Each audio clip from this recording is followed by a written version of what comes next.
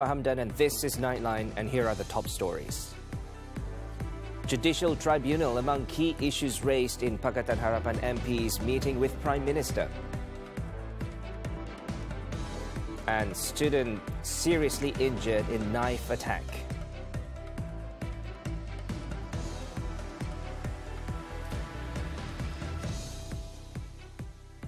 Good morning. A foreign man has been arrested for allegedly injuring his ex-girlfriend with a knife at a private university in Subang Jaya, Selangor on Monday, according to Subang Jaya District Police Chief Assistant Commissioner Wan Azlan Wan Muhammed. The incident, which occurred at around 6:30 p.m., involved a male foreign national who had attacked a woman, also a foreign national, on the campus grounds.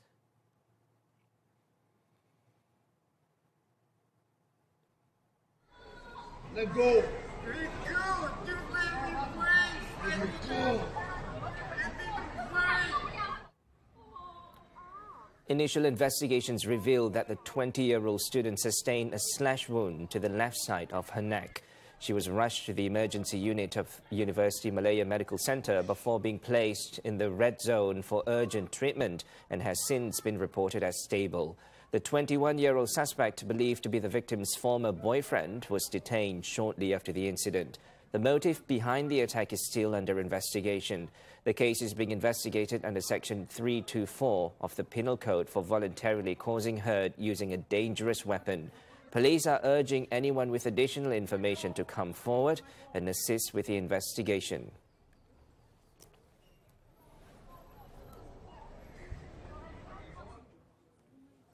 Pakatan Harapan members of Parliament were briefed on several national matters during a closed-door meeting with Prime Minister Datuk Seri Anwar Ibrahim on Monday.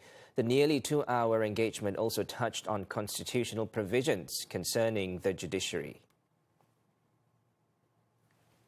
Vehicles carrying PH lawmakers began arriving at the Sri Perdana complex in Putrajaya at around 3:45 p.m. Among those in attendance were DAP Secretary-General Anthony Loke, Parti Amanah President Datuk Seri Muhammad Sabu, and PH Secretary-General, who is also the Home Minister, Datuk Seri Saifuddin Nasution Ismail.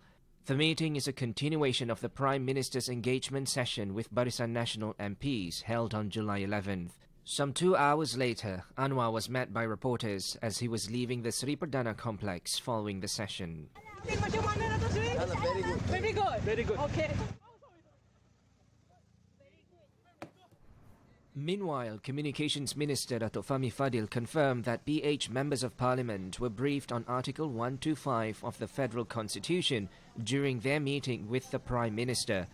The provision concerns the appointment, removal and terms of service for judges in the Federal Court, Court of Appeal and High Court. Kita percaya apa yang telah disampaikan oleh Ahmad Perdana Menteri diterima baik oleh ahli-ahli Parlimen Pakatan Harapan. Datuk Seri Azalina juga hadir untuk memberi penjelasan tentang perkara berkait Perlembagaan Persekutuan, terutama perkara 125 dalam perlembagaan. The Conference of Rulers, which convenes for a 3-day meeting beginning Tuesday, is expected to deliberate on the vacant positions of Chief Justice and President of the Court of Appeal.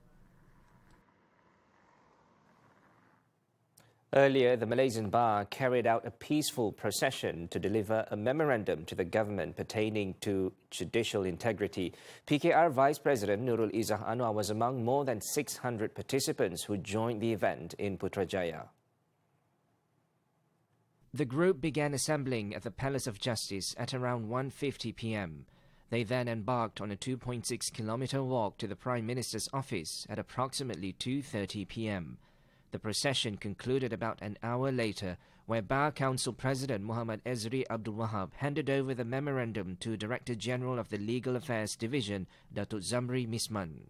The memorandum outlined matters such as the process of appointing top judges, including the Chief Justice, and called for the establishment of a Royal Commission of Inquiry to safeguard the independence and integrity of the judiciary. Ezri expressed hope that the government would respond appropriately to the matters stated in the memorandum. In a statement following her participation in the peaceful procession, Nurul Izzah called for the establishment of an independent tribunal to investigate allegations of interference in judicial appointments. Nurul Izzah said that recent developments, including the recent police report lodged by a senior judge's officer and the alleged leak of minutes from the Judicial Appointments Commission (JAC), were alarming and risk undermining public confidence. As such, the matter must be investigated under Article 125 of the Federal Constitution. She added that the judicial system requires not only legal expertise, but also the highest standards of moral integrity, particularly in the appointment of key positions such as the Chief Justice, President of the Court of Appeal, Chief Judge of Malaya, and Chief Judge of Sabah and Sarawak. Citing historical episodes such as the dismissal of former Lord President Tun Saleh Abbas and the VK Lingam scandal, Nurul Izzah said these incidents have ignited a passion for defending the independence of the judiciary. Moving on, Selangor Police will be calling in at least 50 individuals, including organisers and participants, to assist in the investigation into the controversial E-Hati motivational program. According to Selangor Police Chief Dr. Hussein Omar Khan, statements will be recorded in the coming days as part of a full investigation into the event. In a statement, Hussein revealed that the case initially began as a police inquiry paper before being reclassified as a full investigation.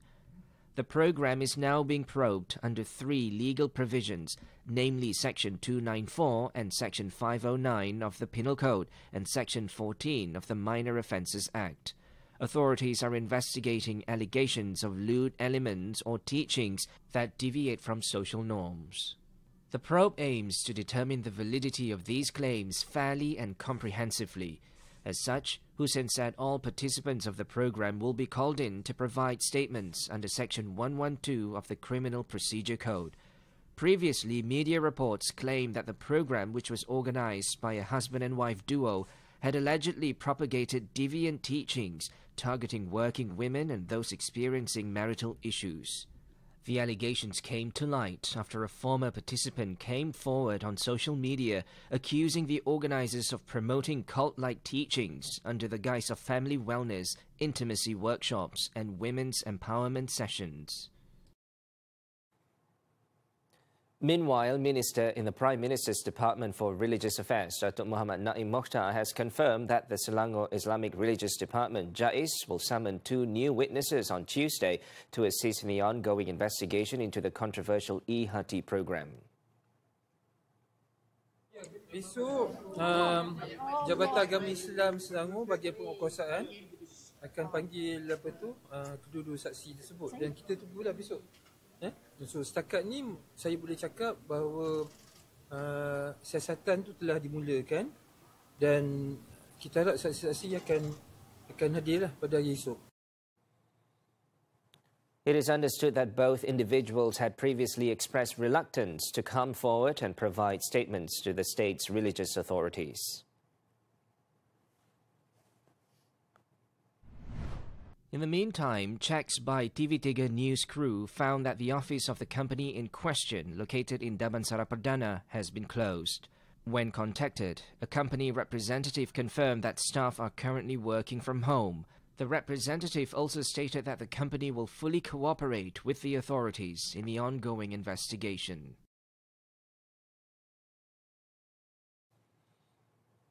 Malaysia is set to send an additional 100 Majlis Amanah Rakyat or MARA-sponsored students to New Zealand following stricter placement conditions in the United States. Deputy Prime Minister Datuk Seri Ahmad Zahid Hamidi said that students sponsored by other agencies, including Petronas and the Public Service Department, are also being considered for placement in the Oceania nation. Dan pada tahun ini saja ada hanya 690 orang pelajar-pelajar Malaysia di New Zealand. Tetapi saya harap dengan perkembangan baru ini maka lebih ramai pelajar-pelajar tajaan ini akan berada di New Zealand. Zahid was speaking after attending an engagement session with the ASEAN New Zealand Business Council in Auckland. In efforts to attract more New Zealand students to Malaysia, the Deputy Prime Minister is also proposing to reactivate the student exchange program between the two countries. This could include the introduction of short-term courses, especially in technical fields, in collaboration with local educational institutions. The Parliamentary Services Act 2025 has received royal assent from the Yang di-Pertuan Agong Sultan Ibrahim, paving the way for Parliament to operate as an independent entity. The Dewan Rakyat Speaker Tan Sri Johari Abdul said the effective date of implementation of the Act will be announced soon by Minister in the Prime Minister's Department for Law and Institutional Reform, Datuk Sri Azalina Othman Said. Johari said that he will be discussing the next steps with Azalina to set the official date for the enforcement of the Act. The Act received full bipartisan support during the March parliamentary session and has been in effect since it was passed by the Senate. Sudah tentu dalam akta tu dia bagi grace period 24 bulan. 24 bulan untuk kita sesuaikan sebab kita ada juga staff kita yang staff ni datang berbagai-bagai. The passing of the bill marked a major milestone in the institutional reform efforts championed by the Madani government through the enactment of legislation that enables Parliament to function as a truly independent and sovereign institution. The government has approved a new incentive payment, the Pre-Gazette Specialist Incentive Payment for medical officers undergoing Supervised Work Experience or SWE following the completion of specialist training. The payment rate is equivalent to the existing specialist incentive and is based on the officer's permanent grade, covering grades 10 to 14. The Health Ministry in a statement on Monday said payments will be made monthly starting from the date the SWE begins. It said the incentive serves as recognition of the commitment and workload carried by officers throughout their SWE period. It added, with the implementation of the amended Medical Act 2024, all specialist training conducted in the country is now more structured and legally regulated. Any medical practitioners affected by recognition or specialist registration issues can now be considered for registration. SWE is a probationary period that all medical officers must undergo after completing their specialist training. During this time, they are supervised by senior medical specialists to ensure they are fully competent in carrying out their duties and responsibilities as specialists. Now, the government's approval of the Pre-Gazette Specialist Incentive Payment has been welcomed as a step in the right direction towards retaining medical specialists in the country.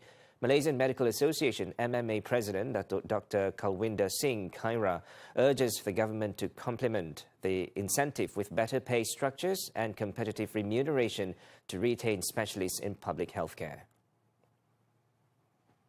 This helps, but I think, as we have mentioned before, emoluments, promotions, allowances are other things that need to be looked at, and we are hopeful that the government is looking into it, and we hope that all this can be formalized in the near future.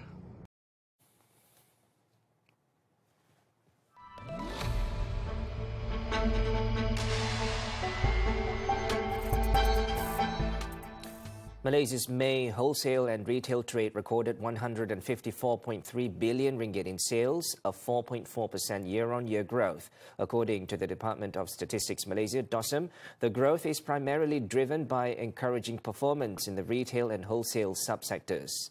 In a statement on Monday, Chief Statistician Datuk Sri Muhammad Uzzian Mahidin noted that the retail trade subsector registered 67.1 billion ringgit in sales, up by 3.1 billion ringgit from the same period last year.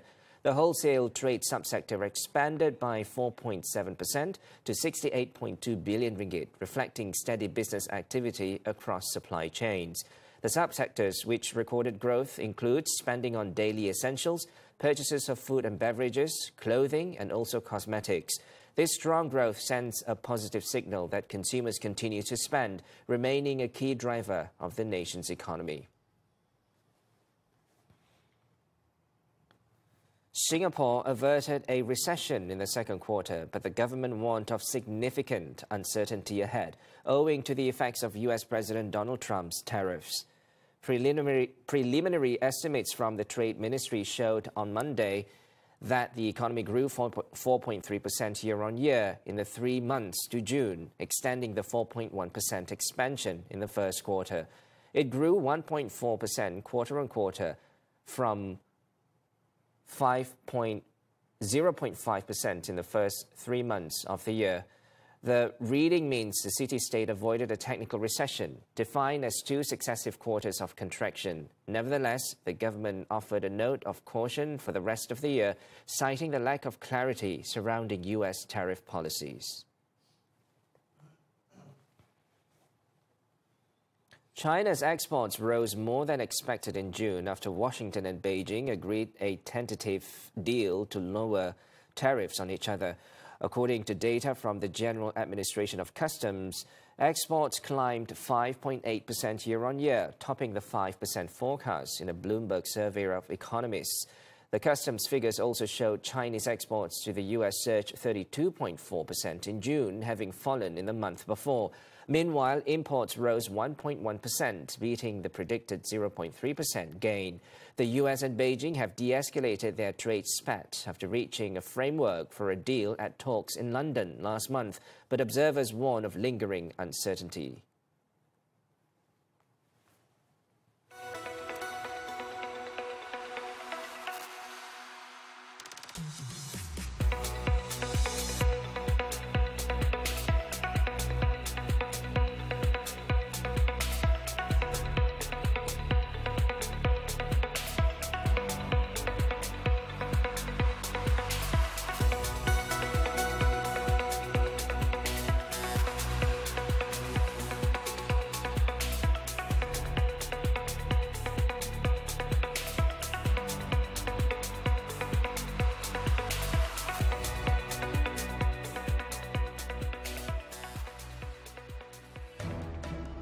Online sex extortion syndicate busted. This and more from the local front when we come back. Stay with us.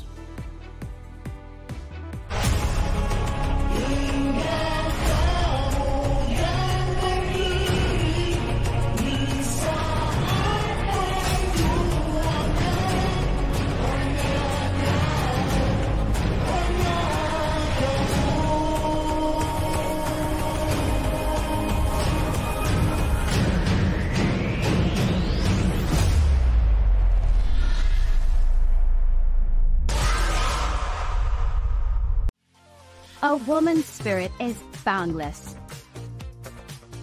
So grab your coffee cups and wear your sassiest smile. Because this season, we're louder than ever. We talk career, health, finance, relationships, and everything in between. Women's Talk is here to empower and inspire you. Join us on Women's Talk every Saturday, 5 p.m. only on CB3 and stream now on Thursday. Baca doa dulu. Allah Akbar, lupa. Bismillahirrahmanirrahim. Allahumma aftah li abwaba rahmatika. Ya Allah, bukakanlah pintu-pintu rahmatmu untuk kami. Amin ya rabbal alamin. Lagi satu jangan lupa, kita kena niat iktikaf dulu. Okey. Bismillahirrahmanirrahim. Nawaitu li'iktikaf fil hazal masjid lillahi ta'ala. Sahaja aku beriktikaf dalam masjid ni kerana Allah Ta'ala. Baru boleh masuk. Ini tak lupa. Jom. Sorry lah. Mira nak kongsikan sedikit panduan keselamatan anak ketika di luar rumah. Pastikan keadaan sekeliling, pantau pergerakan anak dan jangan biarkan mereka berkeliaran jauh daripada anda. Elakkan pemakaian barang kemas yang berlebihan. Yang terakhir, boleh bawa whistle bersama. Jerit sekuat hati atau tiup whistle untuk menarik perhatian orang sekeliling sekiranya diganggu atau merasa terancam. Dapatkan pelbagai informasi bermanfaat bersama Nona setiap Ahad jam 2 petang di TV3. Welcome back. The supply of chicken eggs in the market remains stable and sufficient to meet demand, despite the subsidy rate being reduced by 5 cents since May 1st. Agriculture and Food Security Minister Datuk Seri Muhammad Sabu said this proves that the reduction in subsidies has not affected egg supply in the market. In a social media post, Muhammad said the move demonstrates the growing resilience and sustainability of the local production system. Previously, the government announced that price controls on chicken eggs would be lifted, while the subsidy rate was reduced from 10 cent to 5 cent per egg effective May 1st and will be fully discontinued on August 1st. The Agriculture and Food Security Ministry said the decision was made after considering the industry's commitment to ensure egg supply remains sufficient and guaranteed. It also took into account that prolonged price controls and subsidies are unsustainable for the long-term viability of the local egg industry and national finances. An online sexual extortion and scam syndicate was busted following the arrest of 9 individuals, including the mastermind. 3 victims, including 2 teenagers, were rescued during the special operation led by the Johor police. The victims claimed they were confined, abused and forced to eat chili. The successful operation was carried out through Op Bugil in Johor Bahru and Kulai between June 20th and July 1st. 3 victims were rescued: a 26-year-old man as well as 2 teenagers, a 15-year-old boy and a 16-year-old girl. Police also seized mobile phones, laptops and cash. Initial investigations revealed that the syndicate, which had networks in Laos and Thailand, had been operating since last November. The group's modus operandi involved creating fake social media accounts and posing as attractive women to lure victims into making explicit video calls. Apabila panggilan lucah itu dibuat, mereka akan memujuk mangsa untuk melakukan aktiviti-aktiviti lucah dan perkara itu akan dirakamkan. Selepas itu, mangsa akan diugut untuk membayar duit, wang. The syndicate would then send phishing links to hack data from the victims' mobile phones. The victims' explicit video recordings were used to blackmail them, demanding thousands of ringgit. According to Kumar, the 2 teenagers rescued had been forced to strip, were sexually abused and confined. All 9 suspects, including 2 women, will be charged on Tuesday. A total of 131 foreigners were denied entry into Malaysia at the Kuala Lumpur International Airport, KLIA, after failing to meet the country's entry requirements. Among the violations identified were suspicious accommodation bookings, failure to report at immigration counters, and insufficient funds for living expenses. The Border Control and Security Agency, AKPS, reported that the operation, conducted from 3 p.m. to 10 p.m. last Friday, screened over 300 foreign visitors at the International Arrival Hall and departure gates. Of the total, 96 men were from Bangladesh, 30 men from Pakistan and 5 Indonesians. 4 men and 1 woman were found to have failed to meet entry requirements. Inspections revealed that some visitors claimed they intended to stay for a month, but only brought around 500 ringgit, raising suspicion over their true purpose.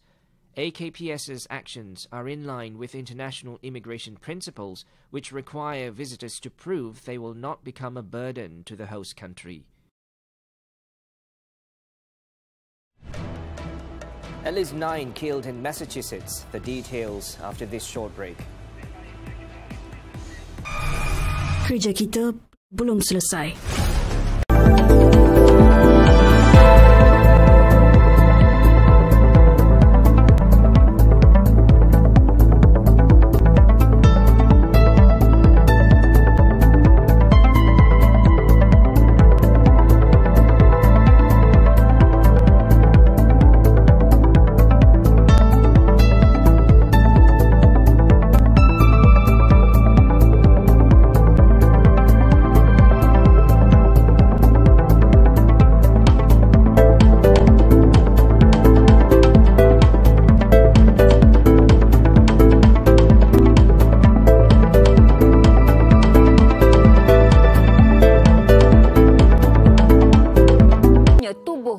Dan hidup anda. Stres bukan sekadar tekanan perasaan tetapi boleh mengancam kesihatan secara keseluruhan.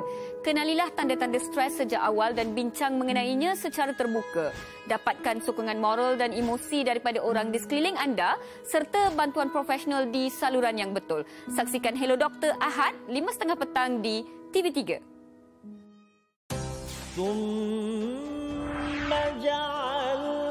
Mengada-ngadakan, contohnya letak tangkal. Kalau baby tu, kalau dia menangis nanti letak tali, nanti jin tak datang. Jadi ini adalah pendustaan atas nama Allah Subhanahu Wa Taala. Subhanahu Wa Taala amma yushrikun. My Quran Time, Quran, Salat, Infaq.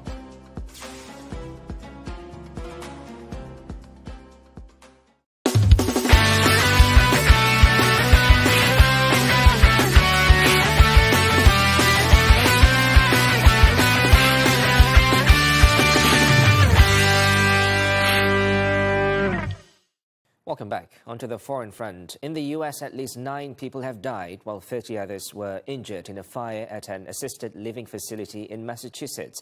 Firefighters responded to the Gabriel House Assisted Living Facility in Fall River at 9:50 p.m. local time on Sunday and were met with heavy smoke and flames at the front of the building, with occupants trapped inside.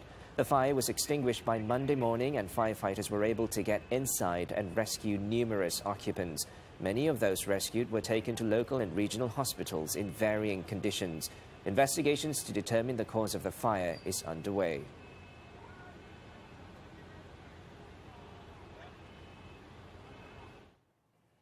Two former Israeli prime ministers have criticized plans by the government of Prime Minister Benjamin Netanyahu to set up what it calls a humanitarian city in southern Gaza. Yair Lapid and Ehud Olmert voiced their criticism on Sunday as Zionist forces continued their attacks on Gaza, killing at least 28 people. Lapid, Israel's opposition leader, said the plan to build a humanitarian city on Rafah's ruins would yield nothing positive, while Olmert, who served as Israel's prime minister from 2006 to 2009, stated that forced relocation of Palestinians to the proposed humanitarian city could be considered a form of ethnic cleansing.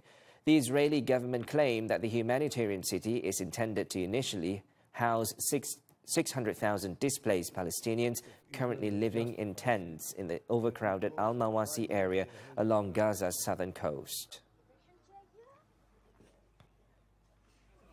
More than 37 people have been killed in armed clashes between Bedouin tribes and local fighters in the predominantly Druze city in southern Syria. Sunday's clashes began in the Al-Makwas neighborhood of Suwaida city, a Bedouin inhabited area that was reportedly encircled and later seized by armed Druze fighters. The fighting soon spread into other parts of Suwaida province, with tribesmen reportedly launching attacks on Druze towns and villages on the city's western and northern outskirts.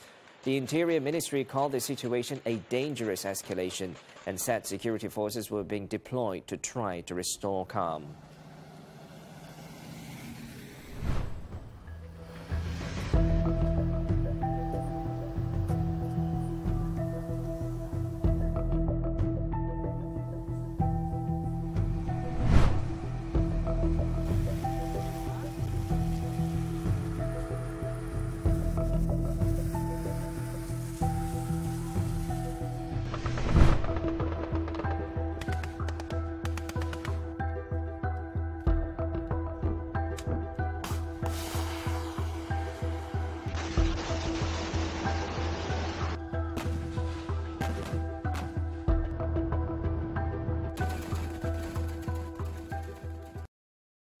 Switching to sports, football, the 2025 FIFA Club World Cup. Cole Palmer scored 2 goals as Chelsea stunned Paris Saint-Germain in the final on Sunday, beating the European champions 3-0.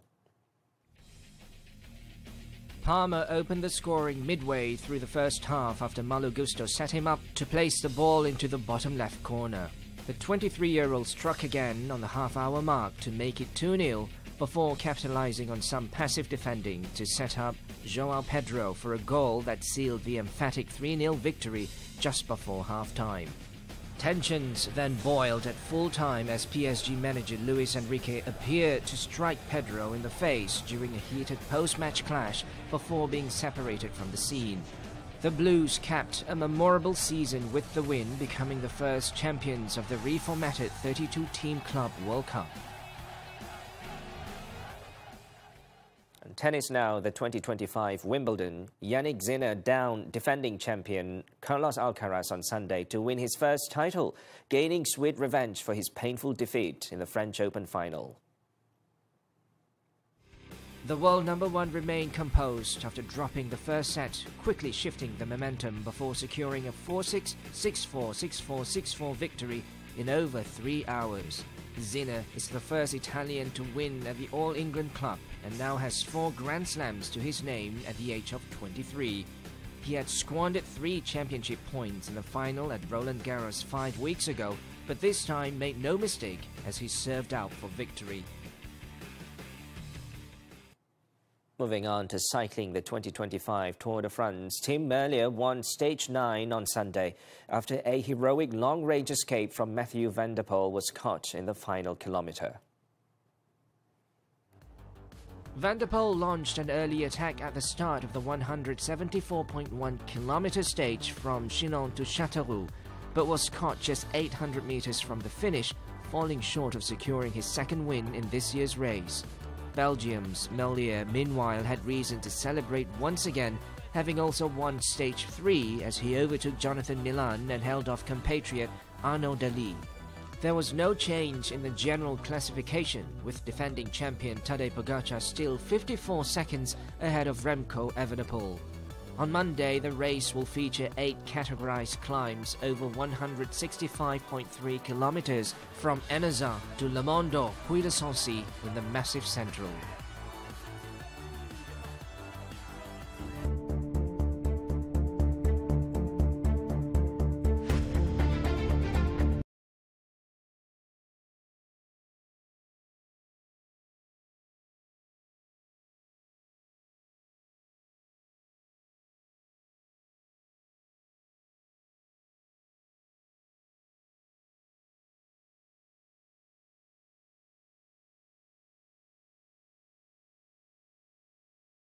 And that concludes Nightline. This time around, we'll leave you with visuals of the Neuschwanstein Castle in Bavaria, Germany, best known for inspiring Walt Disney's fairy tale castles, which was recently named a World Heritage Site. With that, I'm Muhammed and Hamdan. Thanks for watching and stay safe.